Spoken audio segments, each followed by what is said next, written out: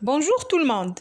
Dans cette vidéo, je vais vous présenter la correction de la partie 1 de l'épreuve de l'informatique du CNC 2019, filière MP. Bienvenue tout le monde.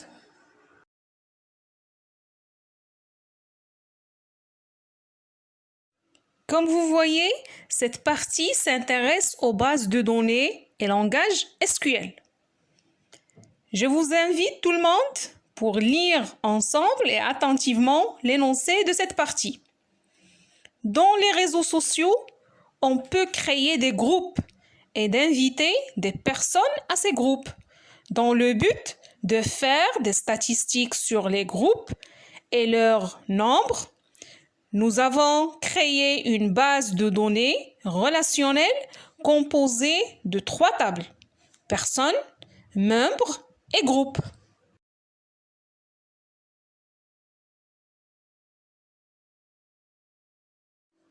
A. Structure de la table personne. La table personne contient les personnes qui ont créé des groupes et les personnes qui ont accepté l'invitation pour se joindre au groupe et devenir membres de ces groupes. Le champ code de type entier contient un entier positif unique pour chaque personne. Le champ nom de type texte contient le nom de chaque personne. Le champ prénom de type texte contient le prénom de chaque personne et le champ date-ness de type date contient la date de naissance de chaque personne. Dans le tableau qui vient juste après, tout simplement, ce sont les exemples d'enregistrement dans la table personne.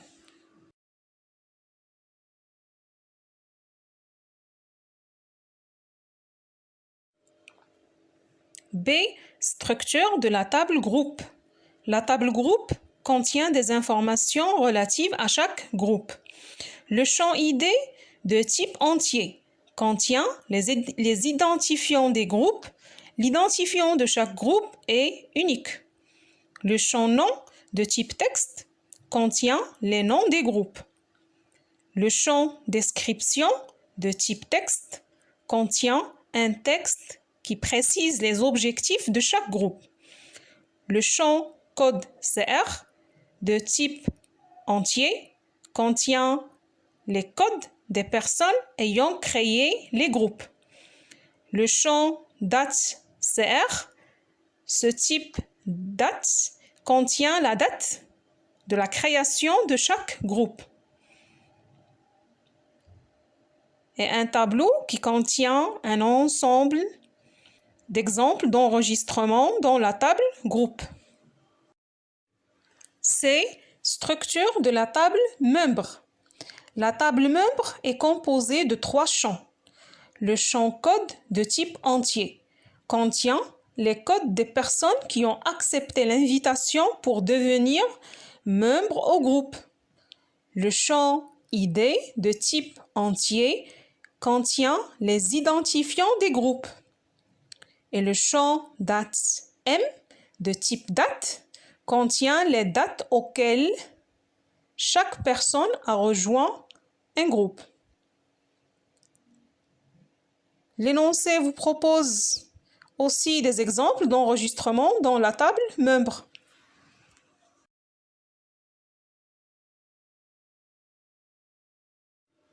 Au cours de l'explication de la correction de cette partie, j'aimerais bien passer par des rappels de cours afin de comprendre parfaitement la correction. Comme vous savez, une base de données est un ensemble structuré de données interdépendantes stockées sans redondance inutile sur des supports accessibles par ordinateur, organisés de manière indépendante des programmes.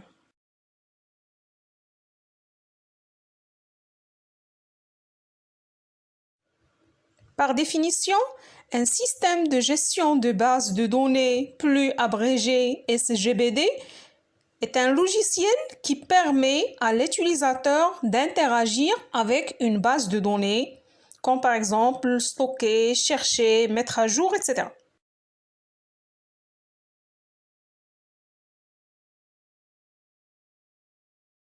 Le modèle conceptuel de données, plus abrégé MCD, représente le contenu de la base en termes conceptuels, indépendamment de toute considération informatique. Dans ce modèle, on trouve les notions suivantes: entité, attribut, cardinalité et identifiant.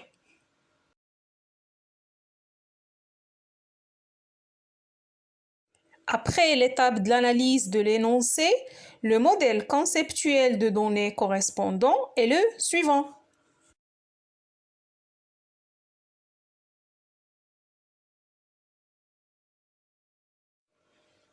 Comme vous voyez, ce modèle contient deux entités, personne et groupe. L'entité personne contient les attributs suivants: code, nom, prénom, date de naissance.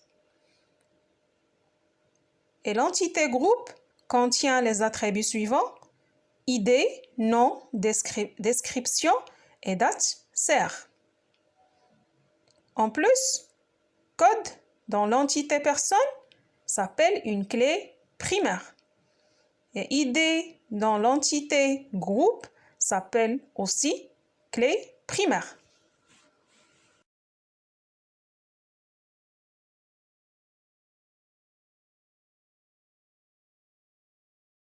Pour lire la première relation, on dit comme suit. Une personne peut être créateur de 0 ou plusieurs groupes, c'est-à-dire 0n. Un groupe est créé par une seule personne. La deuxième relation, être membre, s'exprime comme suit. Une personne est un membre de 0 ou plusieurs groupes. Un groupe contient comme membre une ou plusieurs personnes. Et comme vous voyez, cette relation, c'est-à-dire être membre, est une relation porteuse, puisqu'il contient l'attribut date M.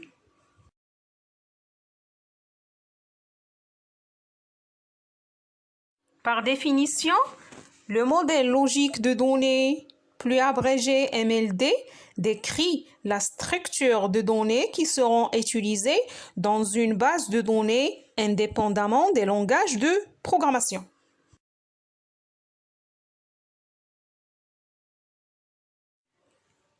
Le modèle logique de données, ou c'est ce qu'on appelle le modèle relationnel correspondant, est le suivant. Mais tout d'abord, je porte à votre connaissance qu'il y aura un changement au niveau des termes utilisés dans l'ancien modèle conceptuel de données. Comme exemple, les entités deviennent des tables, les associations deviennent des relations et les identifiants deviennent des clés.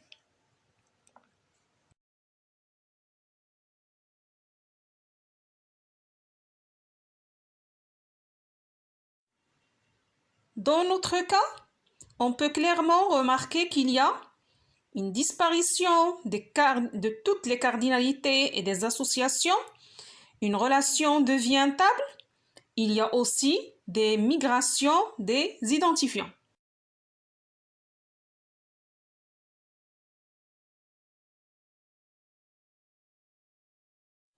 Il faut savoir aussi que les migrations des clés et la transformation de l'association en table sont faites selon les cardinalités des associations.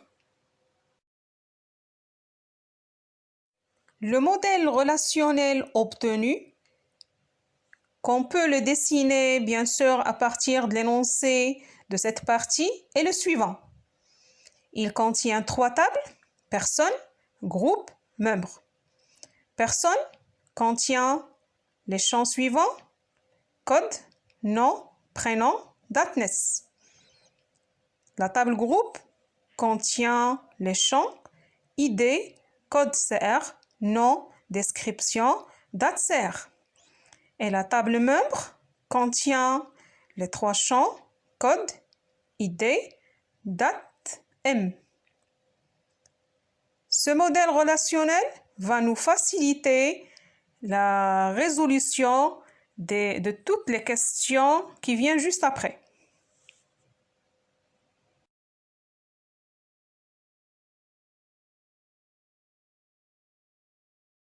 À partir de l'énoncé présenté auparavant, la question 1 vous demande de déterminer les clés primaires et les clés étrangères dans les tables de cette base de données et justifier votre réponse.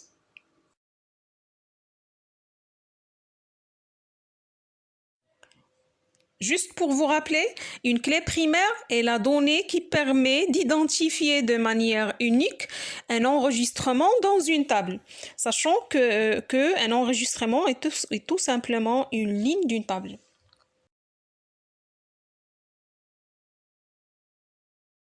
Et une clé étrangère identifie une colonne ou un ensemble de colonnes d'une table comme référençant une colonne ou un ensemble de colonnes d'une autre table. C'est ce qu'on appelle la table référencée.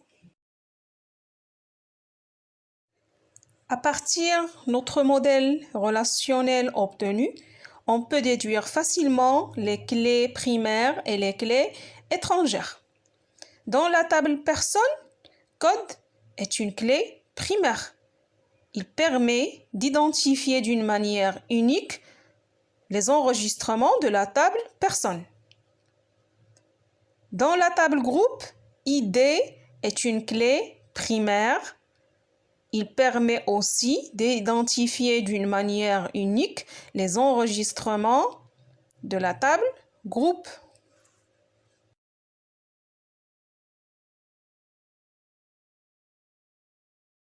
D'après l'explication du passage du modèle conceptuel de données vers le modèle relationnel, code CR de la table groupe et code et ID de la table membre sont des clés étrangères obtenues après l'émigration.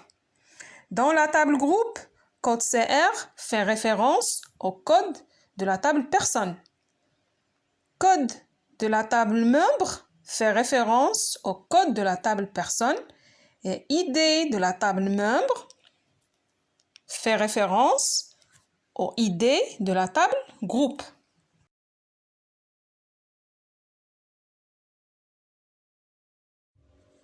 Les questions suivantes nous demandent d'écrire en langage SQL les requêtes qui donnent les résultats suivants.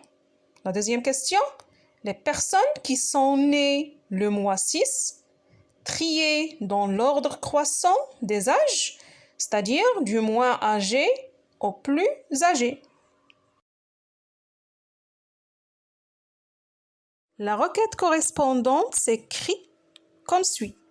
Select, étoile, from, personne, where, month, date naissance égale chaîne 06, order by, date naissance, des.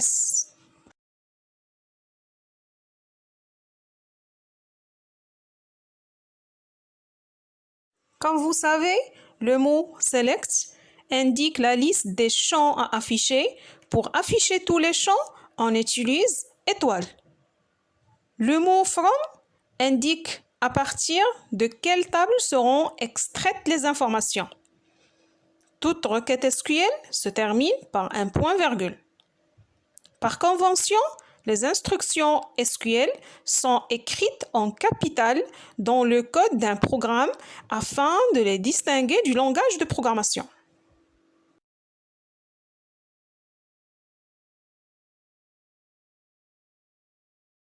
Pour afficher tous les champs de la table personne, on écrit select étoile from personne, mais avec des conditions qui sont nés le mois 6. Pour cela, il faut écrire where month date naissance égale la chaîne 06. Month est utilisé pour extraire le mois de la date en question. Trier dans l'ordre croissant des âges, on va utiliser la clause order by date naissance. Du moins âgé au plus âgé, les moins âgés sont tout simplement les personnes ayant une date de naissance plus récente. Par contre, les plus âgés, ce sont les personnes ayant une date de naissance ancienne. Pour cela, sans calculer l'âge, on peut déduire ça à partir de la date de naissance, mais dans un ordre décroissant. Pour cela, j'écris order by, date naissance, des. Des est utilisé pour indiquer l'ordre descendant, descendants.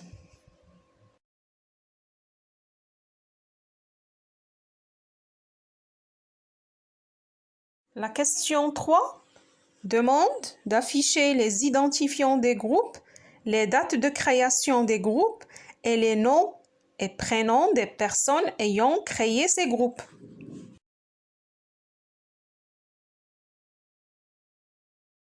Pour répondre à cette question, la requête s'écrit comme suit. Select g.id, g.date.cr, p.nom, p.prénom, from, personne P, groupe G, where, p.code égale g.code.cr.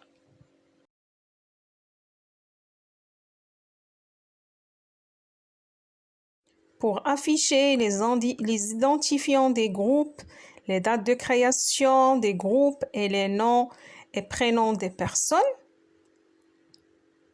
on va utiliser les deux tables, groupe et personne. Donc, à travers Select, on peut afficher ces champs, comme suit, Select, ID, date CR, nom, prénom. Et puisqu'on va utiliser les deux tables, la clause from doit être suivie par ces deux tables, from, personne, groupe. On peut aussi utiliser des alias pour renommer temporairement ces deux tables, juste pour faciliter l'écriture.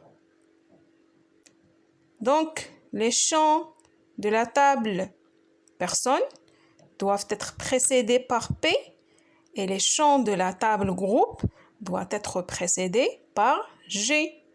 Donc, select devient comme suit. Select g.id, g.date.cr, p.nom et p.prénom. Ayant créé ces groupes, donc pour créer une relation entre les deux tables groupe et personne, comme on a déjà vu dans le modèle relationnel, la condition suivante doit être vérifiée. Where p.code égale g.code.cr.